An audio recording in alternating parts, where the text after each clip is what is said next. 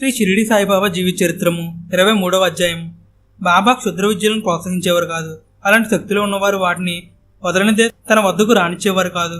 కుషాబావ్ ఇతడు మంత్రతంత్ర విద్యలు తెలిసినవాడు. తలచినంతనే కోవా బిళ్ళలు, ఇతర తీపి పదార్థాలు ఇతని చేతిలోనికి వచ్చేవి. బాబా మహిమలు విని ఇతడు షిరిడీకి వచ్చి ద్వారకామాయిలో ప్రవేశించగా బాబా ఇతన్ని వారించి ఆ క్షుద్ర విద్యలను వదిలినగానే తన వద్దకు రావద్దని హెచ్చరించను. కొంతకాలం సందిగ్ధంలో పడి ఆఖరికి చేతిలో గల కంకణమును తినివేసి తన విద్యలను వదిలి చాలా కాలం పాటు బాబాను భక్తి శ్రద్ధలతో సేవించను. ఒక ఏకాదశి నాడు ఎవరో బాబాకు ఉల్లిపాయలతో చేసిన వంటకములను తీసుకొచ్చిరి. బాబాకు మత నియమములు మూఢాచారంపై ఏమాత్రం నమ్మకం లేదు. అందువలన కుషాబావుతో దాన్ని తినమని చెప్పాను. ఆ రోజు ఏకాదశి కాబట్టి ఉల్లిపాయ తాను తినని చెప్పినను. బాబా మరలా హెచ్చరించి తినమనను. బాబా తిన్నచో తాను కూడా తినదనని చెప్పగా మొదటి బాబా తరువాత కుషాబావు ఇద్దరు ఆ ఉల్లిపాయ వంటకమును తిండ్రి. కొంతసేపటికి మసీదులోనికి ఇతర భక్తులు రాగా వారితో బాబా, ఈ కుషాబావుడు ఆచారవంతుడైన సద్బ్రాహ్మణుడే అయినా ఈ రోజు ఏకాదశి అని కూడా చూడకుండా ఉల్లిపాయలు తిన్నాడని హేళన చేశాను. అందుకు కుషాబావు బాబా తినడిచే తాను కూడా వారితో పాటు తిండినని చెప్పాను. అందుకు బాబా, నేను ఉల్లిపాయలు తినలేదు, కందమూలను తిన్నది వాంతి చేసుకోగా ఉల్లికి బదులుగా చిలకడ దుంపలు బయటకు వచ్చును. ఆశ్చర్యం నందున కుషాబావు వాటిని ఏరుకుని తినను. బాబా కోపోద్రిక్తుడై, ఏమి ఎంత అసహ్యమైన పని చేయుచున్నావు అని అరిచెను. మరుక్షణంలో కోపము కరుణగా మారి, నిన్ను నేను ఆశీర్వదించున్నాను. నీవు ఎప్పుడు ఎక్కడ ఉండి నన్ను తలుచుకున్న ఆ ద్వారకామాయిలోని విభూతి నీ చేతిలోకి వస్తుంది. అవసరమైతే వారికి దాన్ని ఇచ్చిన వారి బాధలు తీర్చి కోరికలు నెరవేరును అని చెప్పాను. ఆనాటి నుంచి అతడు మరణించే వరకు కేవలం బాబా వాక్కు ప్రభావం వల్లనే అతడు కావాలంటే అప్పుడు అతని చేతిలోకి దోసెడి నిండా విభూతి వచ్చేటిదట. దీని కొరకు అతడు ఏ మంత్రము, తంత్రాలు, ఆచరణలు పాటించలేదు. ఈ కథ వలన మనం తెలుసుకోవాల్సింది ఇది: బాబా క్షుద్ర విద్యలందు ఆసక్తి లేదు.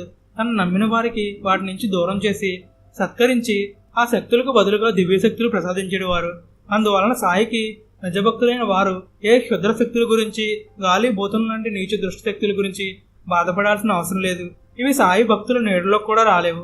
హేమాడ్ పంత్ శనగల కథ. ప్రతి ఆదివారం షిరిడీలో సంత జరిగేది. ఆ రోజు చుట్టుపక్కల గల గ్రామ ప్రజలు సంతకు వచ్చి బాబాను కూడా దర్శించేవారు. అందువల్ల ఆదివారం రోజు మధ్యాహ్నం 12 గంటలకు హారతి సమయంలో మసీదు జనంతో కిక్కిరిసిపోయి ఉండేది. ఒక ఆదివారం హేమాద్రి పంతు బాబా పాదములొచ్చుండెను.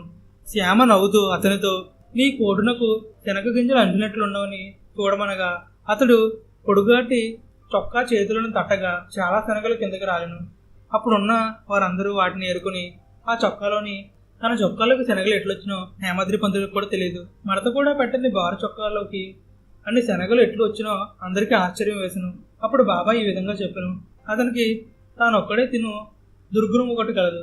ఈనాడు సంత రోజు శనగల కొని తినుచూ ఇక్కడకు వచ్చినాడు. ఇతరులకు పెట్టక తానొక్కడే తినుట ఇతని స్వభావం. ఈ శనగలే అందుకు గుర్తు. ఇందులో ఆశ్చర్యం ఏమున్నది? బాబా, నేను ఎప్పుడు ఒంటరిగా తిని ఎరుగను. నా మీద ఈ చెడు గుణములు ఎందుకు ఆరోపించితిరి? ఇంతవరకు నేను షిరిడీలోని సంతను చూడలేదు. ఏనాడు శనగలు కొనలేదు.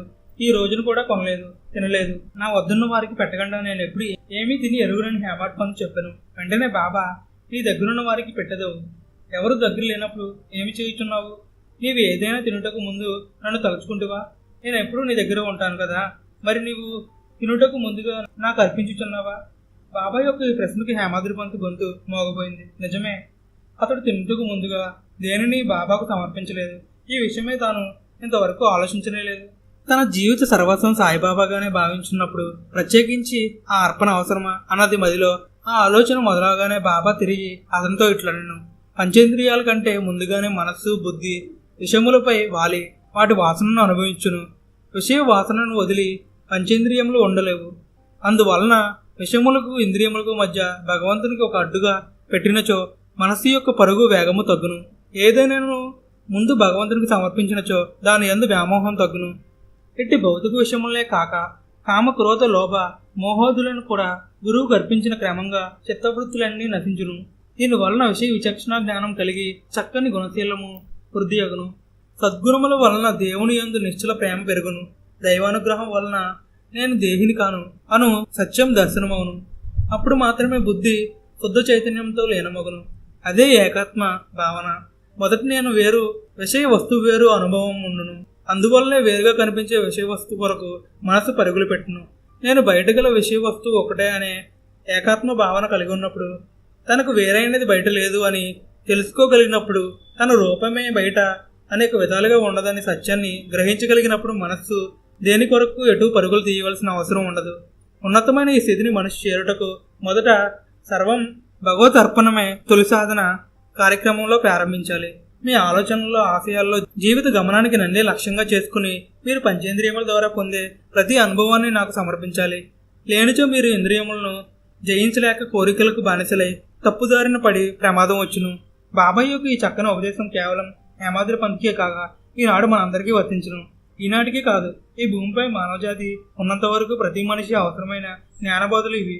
మణిదీపం లాంటి, ఆనుముత్యం లాంటి చిన్న కథలతో కూడిన ఇట్టి ఈ సంపూర్ణ షిరిడి బాబా చరిత్ర ప్రతి ఇంట్లోనూ పారాయణ గ్రంథమై వర్ధిల్లుగాక.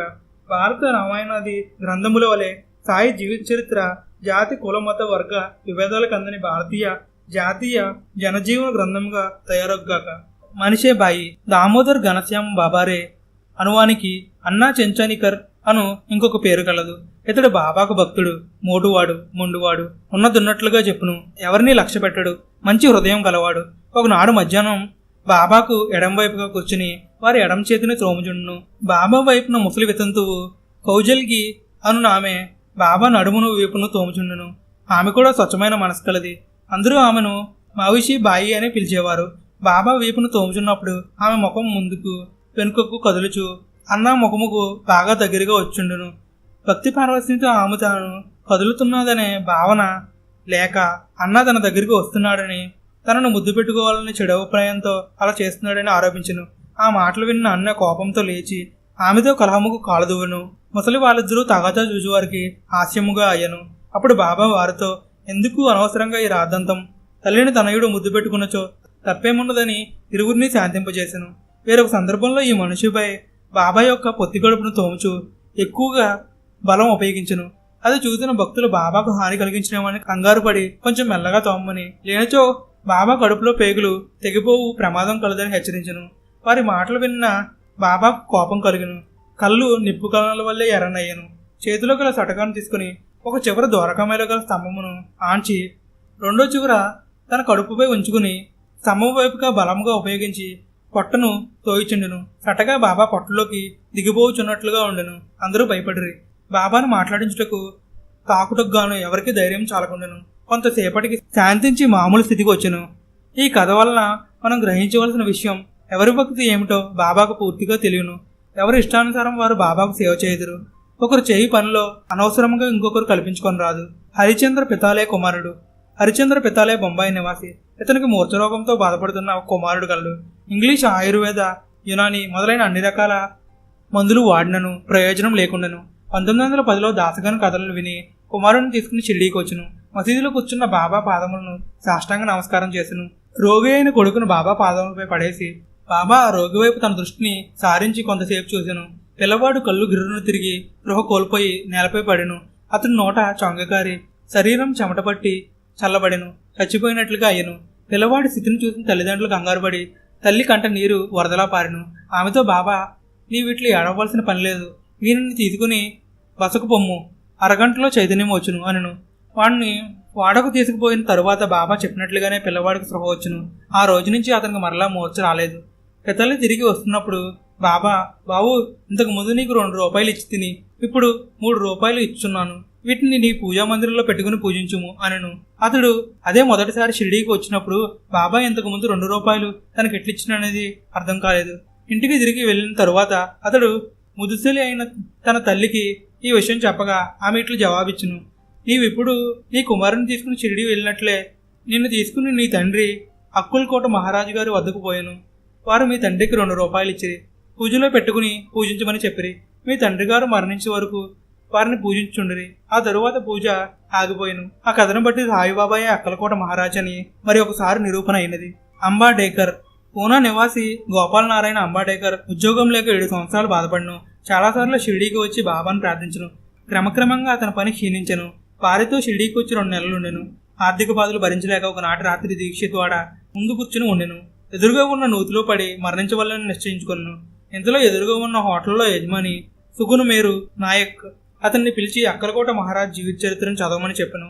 ఇష్టం లేకున్నా దాన్ని తీసుకుని తనకు తోచిన ఏదో ఒక పేజీని తెరచును. అందులో ఈ వివరములున్నవి. అట్లకు ఒక స్వామి జీవించి ఉన్న కాలంలో దీర్ఘ రోగి ఒకడు బాధకు భరించలేక నిరాశతో ఆత్మహత్య చేసుకోవాలని బావిలోకి దూకగా ఆ స్వామి బావిలో పడిన అతన్ని పట్టుకుని పైకి తీసుకుని వచ్చి ఇట్లనెను, గత జన్మ పాపములు నీవు అనుభవించక తప్పదు. నీ అనుభవం పూర్తి కాకుండా ఆత్మహత్యను చేసుకున్న మరుజన్మలో మరలా ఈ బాధలు అనుభవించక తప్పదు.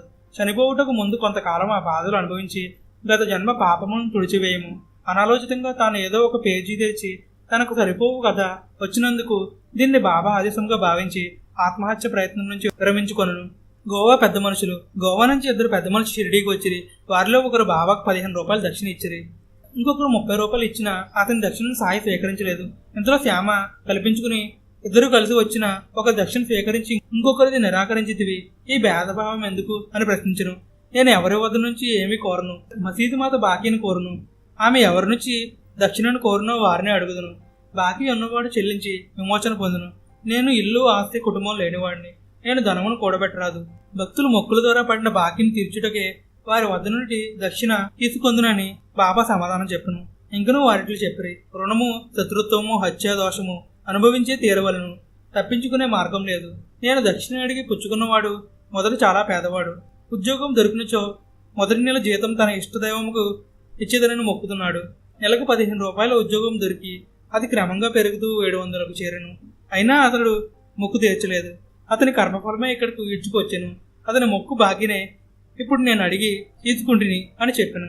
ఆ తరువాత తనదైన వింత పద్ధతిలో వేరొక కథను ఈ విధంగా చెప్పాను. ఒకనాడు నేను గాఢ నిద్రలో ఉండగా ఒక మనిషి రాతి పలకను తొలగించి గోడపై కన్నం వేసి 30,000 రూపాయలు దొంగిలించను. నేను చాలా బాధపడితిని. ఆ బ్రాహ్మణుడే దాన్ని దొంగిలించనని అనుకుంటుని. నా మనసు పాడైనది. భోజనం నీరు కూడా రుచించలేదు. ఒక ఫకీరు నా పరిస్థితిని చూసి ఈ విధంగా చెప్పాను, నేను ఒక ఫకీరు చిరునామాను ఇచ్చిదను. వారిని కలిసినచో వారి సహాయం వలన పోయిన నీ ద్రవ్యం తిరిగి వచ్చును. అప్పటి వరకు నీకు ఇష్టమైన ఒక వంటకమును తినటం మాని వేయమని చెప్పాను. ఆ ఫకీరు చెప్పినట్లుగా నేను ప్రవర్తించిన మొక్కు కొనగా నా ధనము తిరిగి వచ్చును. నేను స్టీమర్ ఎక్కుటకు వెళ్ళగా జనాలు ఎక్కువగా ఉండుటచే ఖాళీ లేదని చెప్పరి ఒక నౌకరు సహాయంతో స్టీమర్ లోపలికి వెళ్ళి కూర్చుని యువతల తీరంకు వచ్చి తిని అక్కడి నుంచి రైలు ఎక్కి మీ సీమకు వచ్చి తిని. ఈ కథ ముగిసిన తర్వాత బాబా శ్యామాని పిలిచి అతిథులకు భోజనంకు తీసుకువెళ్ళమని చెప్పాను. భోజనం చేయనప్పుడు అతిథులిద్దరు కన్నీరు కాచిరి. శ్యామ అందుకు కారణమడుగ్గా వారు బాబా చెప్పిన కథలు 2 తమవేనని చెప్పాను. మొదటివాడు నాకు ఉద్యోగం వచ్చిన దత్తదేవునికి మొదటి నెల జీతం ఇచ్చిదని మొక్కుండిని. నేను 15 రూపాయలు ఆ ఉద్యోగం వచ్చాను. క్రమంగా పెరిగి 700 అయ్యాను. నా మొక్కును మరుచుడిచే బాబా నాకు గుర్తు చేసి నా నుండి దక్షిణ తీసుకుని రుణ విముక్తిని చేశారని చెప్పాను. రెండోవాడు తన కథనిట్లు చెప్పాను. నా వంట బ్రాహ్మణుడు నా వద్ద 25 సంవత్సరాలు నమ్మకంగా పనిచేసాను. కానీ ఒకనాడు మా ఇంటికి కన్నం వేసి 30,000 రూపాయల కరెన్సీ నోట్లను దొంగిలించాను. నేను చాలా బాధపడి ఏడ్చు కూర్చుంటిని. ఒకనాడు ఒక ఫకీరు వచ్చి షిరిడీ సాయిబాబాను ప్రార్థించిన పైకం తిరిగి వచ్చినని, అంతవరకు నీకు ఇష్టమైన వంటకము తినని మొక్కుకోనమని చెప్పాను. వారి సలహా పాటించగా వంటవాడు మనసు మార్చుకుని మొత్తం పైకం తెచ్చి ఇచ్చి క్షమింపుడని కోరాను. బాబా దర్శనం కొరకు గోవాలో స్టీమర్ ప్రయాణించగా కెప్టెన్ ఖాళీ లేదని చెప్పాను. తనకు అంతకు ముందు ఎప్పుడూ పరిచయం లేని నౌకరు వల్ల స్టీమర్లో సీటు సంపాదించాలని చెప్పాను. కానీ ఎక్కడో జరిగిన విషయంలోనే బాబాకు ఎట్లు తెలుసునని అందరూ ఆశ్చర్యపడేది. ఈ కథ వలన కూడా బాబా సర్వజ్ఞుడని సాక్షాత్ భగవంత్ స్వరూపుడని నిరూపించబడినది. ఇటు సమర్థుడైన సాయిబాబా మనల్ని కూడా అన్ని విధాలా రక్షించుగాక. పాఠకులంతా సాయిపై విశ్వాసం ఉంచేదిగాక. ఓం శాంతి శాంతి. 23వ అధ్యాయం సంపూర్ణం. ఈ సచ్చిదానంద సమర్థ సద్గురు సాయినాథ్ మహారాజ్ కి జై.